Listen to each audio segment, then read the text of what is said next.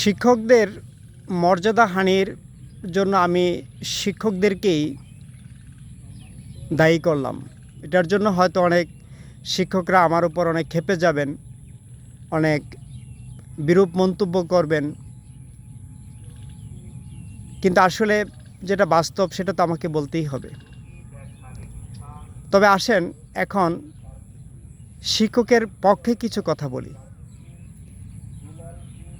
আসলে এই যে আমি বলেছি যে শিক্ষকরা তাদের যে নিজ পেশা শিক্ষকতা, এখান থেকে যে আয় হয়, এই আয় দিয়ে তারা তাদের সংসার সুন্দরভাবে ভালোভাবে পরিচালনা করতে পারছে না। প্রায় বেশিরভাগ শিক্ষককেই শুধু বেতনের টাকার উপর নির্ভরশীল হয়ে থাকলে তাদেরকে অত্যন্ত মানবেতর জীবনযাপন করতে হয়।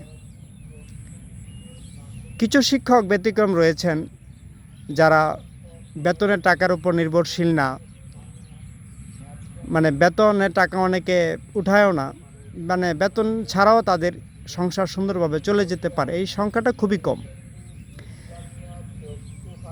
বেশিরভাগ শিক্ষকই কিন্তু তাদের যে মাসিক বেতন রয়েছে, এই বেতনের উপরেই কিন্তু তাদের যাবতীয় খরচ ব্যয়ভার নির্বাহ করে থাকে, এবং এই কাজটা করতে গিয়ে সবাইকেই কিন্তু কম বেশি অনেক ব্যাগ পোহাতে হয়।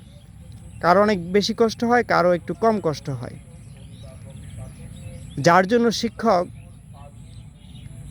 বিকল্প আয়ের উৎস হিসেবে এক একজন এক এক কাজ বেছে নিয়েছে, অথবা অনেকে বেছে নিচ্ছে, অথবা অনেকে খোঁজ করার চেষ্টা করছে। এবং এই যে বাড়তি ইনকাম করা, অতিরিক্ত ইনকাম করা, এটা তারা তাদের প্রয়োজনের তাগিদে, জীবন জীবিকার তাগিদে একটু সচ্ছলভাবে, একটু ভালোভাবে থাকার জন্য করছে। এটা দোষের কিছু না। কিন্তু এই কাজটা করতে গিয়ে তাদের যে মূল পেশা, মূল যে দায়িত্ব, সেখানে তারা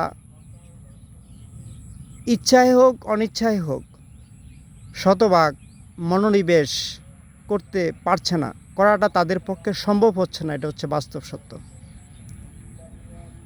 আর ছেলে মেয়েদের প্রতি তারা বেশি নিমগ্ন হয়ে যাচ্ছে, নিজের সন্তানদেরকে কিভাবে ভালো করা যায় শুধু এটা নিয়েই ব্যস্ত, অন্যদেরকে নিয়ে ব্যস্ত হচ্ছে না।